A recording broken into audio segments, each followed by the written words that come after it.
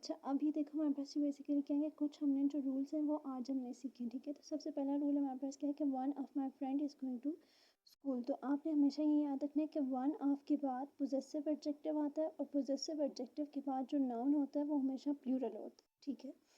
अब वो क्यों होता है, क्योंकि जब आप ये कहते हो कि मेरे दोस्तों में से एक दोस्त जो है वो मेरा एक सच में एक ट्रू फ्रेंड है, तो वो कोई एक दोस्त नहीं है जिसके बारे में आप बात करें। आप ये कहते हो कि मेरे बहुत सारे दोस्त हैं, उन दोस्तों में से मेरा एक दोस्त जो है वो क्या है कि वो बहुत ज़्यादा मेरा ट्रू फ्रेंड है। तो लिहाजा आप क्या करते हैं कि एक ग्रुप में से एक बंदे को चूज़ कर रहे होते हैं, इसलिए आप यहाँ पर friends, one of my friends जो है वो दरअसल करेक्ट होता है। अब ये दूसरा हमारे पास ये है कि she usually dash with her parents, ठीक है। लिव्स विद हर पेरेंट्स या फिर इज़ लिविंग। तो आपने ये बात याद रखनी है कि जो लिव्स होता है, ठीक है, जो प्रेजेंट इनडेफिनेट टेंस होता है या जो प्रेजेंट टेंस होता है, ठीक है, जो प्रेजेंट इनडेफिनेट टेंस होता है वो रेगुलर एक्शंस के लिए यूज़ किया जाता है। अब रेगुलर एक्शंस कौन से एक्शंस होते हैं, वो एक्शंस जो कि बेसिकली क्या होते हैं, रिपीटेड होते हैं, ठीक है। और नेक्स्ट हमारे पास क्वेश्चन है कि right now she lives with her aunt in Lahore, ठीक है। Right now she dash with her aunts in Lahore. इसमें आप ये कह रहे हो कि फ़िलहाल वो अपनी आंट्स के साथ, अपनी आंटी के साथ लाहौर में रह रहा है, ठीक है। तो ये बेसिकली ये क्या है आपका एक, आप ये कह रहे हो फ़िलहाल, ठीक है, अभी इस वक्त वो लाहौर में अपनी आंट के साथ जो है वो रह रहा है। तो आपने ये बात हमेशा याद रखनी है कि टेम्पररी एक्शंस के लिए you will always use the present continuous tense, ठीक है। And for repeated action we will use the present indefinite tense, but for the actions that are temporary, ठीक है, वो actions जो कि थोड़े अरसे के लिए आर्जी actions हैं, temporary हैं, ठीक है, तो वहाँ पर आप हमेशा क्या करोगे, present continuous tense यूज़ करोगे। जैसे हमें कहते हैं कि she likes, अच्छा ये बेसिकली हमारे पास क्या है कि रूल ऑफ पैरेललिज्म है, ठीक है। She likes dancing to swim and baking, ठीक है। तो दिस इज़ इनकरेक्ट, क्यों, क्योंकि यहाँ पर आपने ये बात याद रखनी है कि जब भी आप कोई लिस्ट शो करेंगे, ठीक है, उसमें वो तमाम की जो वर्ब की फॉर्म होगी वो सेम होगी। यहाँ पर भी आईएनजी फॉर्म, यहाँ पर भी आईएनजी फॉर्म, और यहाँ पर भी आईएनजी फॉर्म।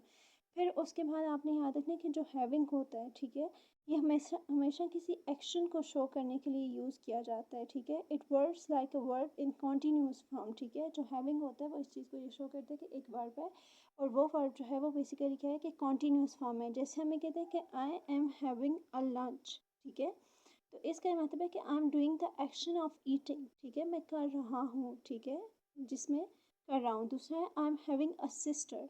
अब ये इनकरेक्ट है, क्यों, क्योंकि जो आपके फैक्ट्स होते हैं, जैसे हमें कहते हैं आई हैव अ सिस्टर, ये एक फैक्ट है, ये एक हकीकत है, ठीक है, ये एक फैक्ट है और ये करेक्ट फैक्ट एंड फिगर है कि आपके पास सिर्फ आपकी एक ही सिस्टर है। तो for facts we always use the present indefinite tense.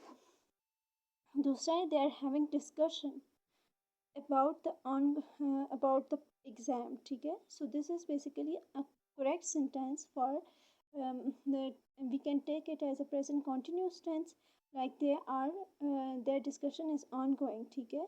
And second thing is, next है कि I ate something या फिर I ate anything। तो आपने ये बात याद रखनी है कि I ate something is correct and I ate anything is incorrect, क्यों, क्योंकि जो आपके पॉजिटिव सेंटेंसेस होते हैं आप उनके अंदर कभी भी जो है वो क्या करते हैं, एनीथिंग यूज़ नहीं करते हैं। एनीथिंग हमेशा या तो नेगेटिव या फिर क्वेश्चन फॉर्म में यूज़ किया जाता है। So I ate something is correct sentence. Next हमारे पास she is my kindest person in the class, she is any kindest person. तो आपने याद रखना है कि एनी जो होता है वो कभी भी सुपरलेटिव डिग्री के साथ यूज़ नहीं किया जा सकता। Any is use with the non comparative adjective. Non comparative adjective होते हैं जो कि अपनी कंपैरेटिव डिग्री में नहीं होते हैं। जैसे हमें कहते हैं मोर एक्सपेंसिव, आप ये कह सकते हो कि this gift is, we use any with the normal expensive, ठीक है।